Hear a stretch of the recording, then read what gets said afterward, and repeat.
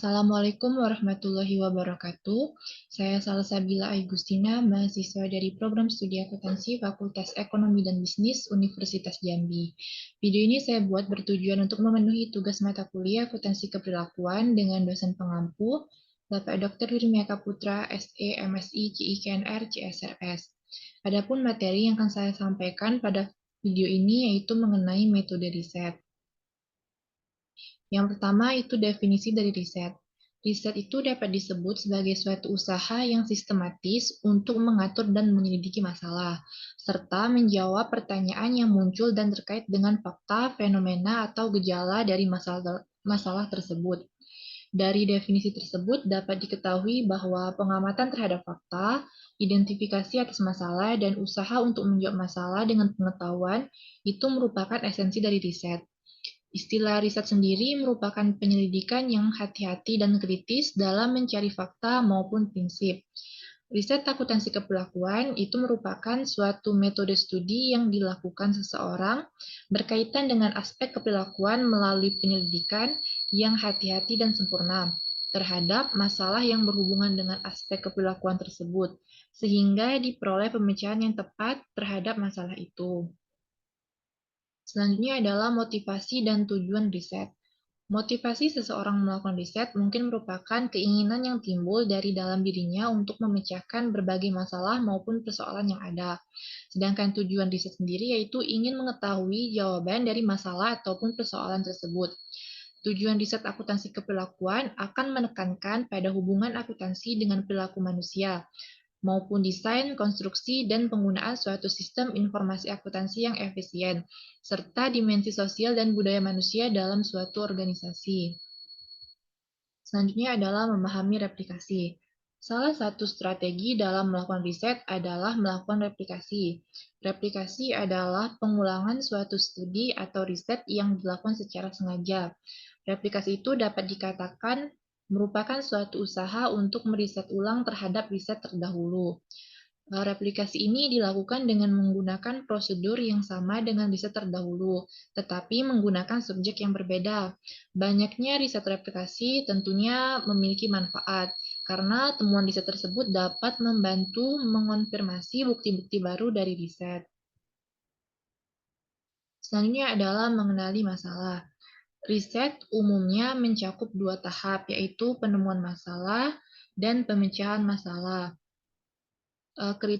Kriteria umum dalam menentukan permasalahan yang baik dan pernyataan masalah yang baik, yaitu yang pertama, masalah itu harus mengungkapkan suatu hubungan antara dua variabel atau lebih.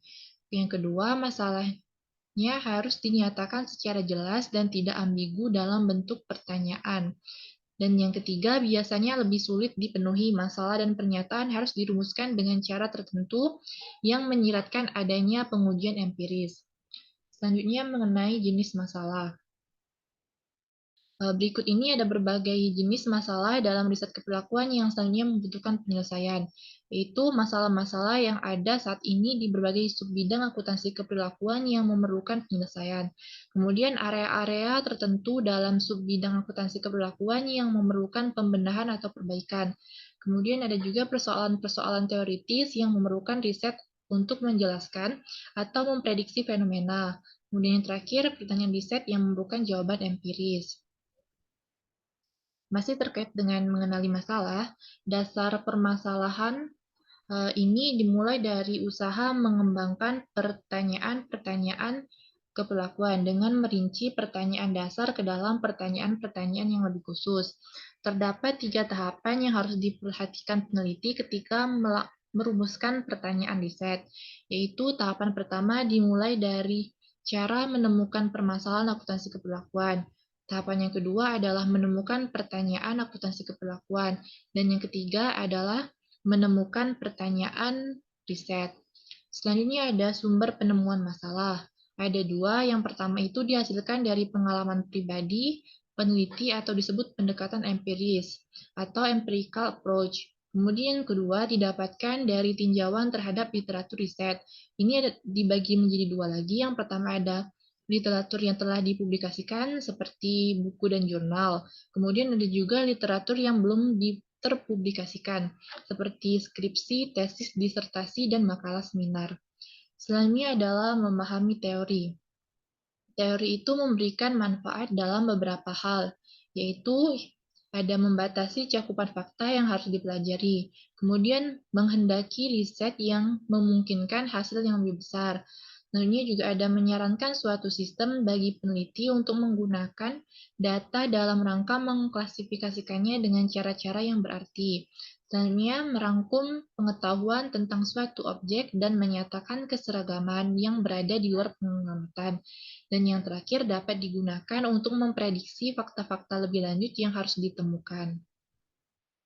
Selanjutnya ada variabel. Variabel dalam riset ini ada variabel independen dan variabel dependen, kemudian ada variabel moderasi, dan yang terakhir ada variabel intervensi.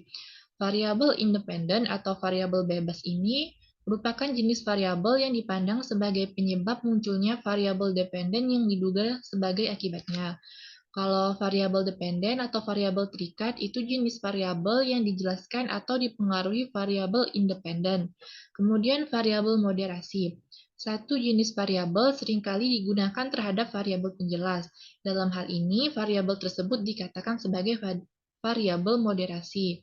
Dan variabel intervensi.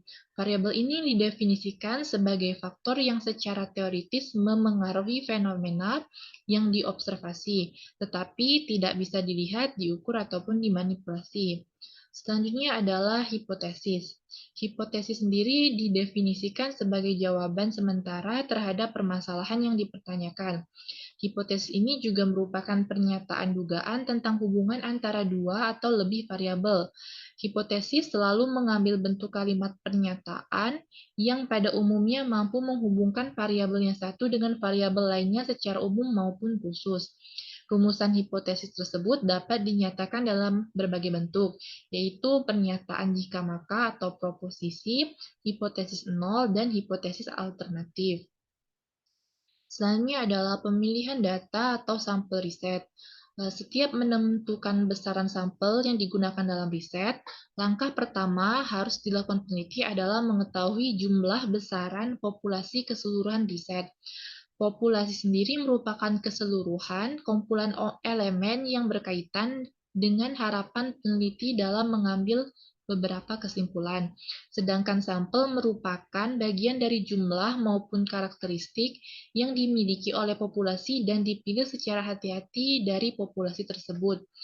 Alasan untuk melakukan pengambilan sampel yaitu yang pertama adalah biayanya yang murah, kemudian yang kedua akurasi hasil yang lebih baik, ketiga kecepatan mengumpulkan data, dan yang terakhir ketersediaan elemen-elemen populasi.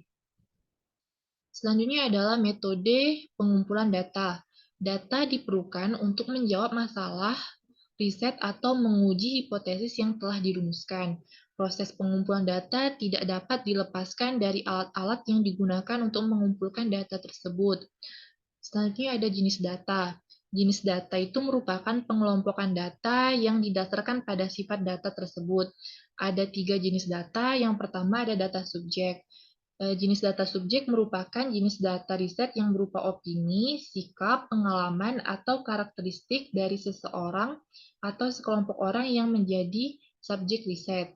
Kemudian yang kedua ada data fisik, yang merupakan jenis data riset yang berupa objek atau benda-benda fisik. Dan yang terakhir ada data dokumenter. Data dokumenter merupakan jenis data riset yang antara lain berupa faktur penjualan, surat, notulen hasil rapat, memo, atau dalam bentuk laporan program. Selanjutnya ada sumber data. Sumber data dapat dikatakan sebagai awal dari mana data berasal dan merupakan faktor penting yang menjadi pertimbangan pada setiap penentuan metode pengumpulan data.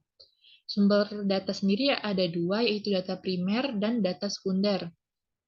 Data primer merupakan data yang diperoleh secara langsung dari sumber asli atau pihak pertama, sedangkan data sekunder merupakan sumber data riset yang diperoleh oleh peneliti secara tidak langsung atau melalui media perantara.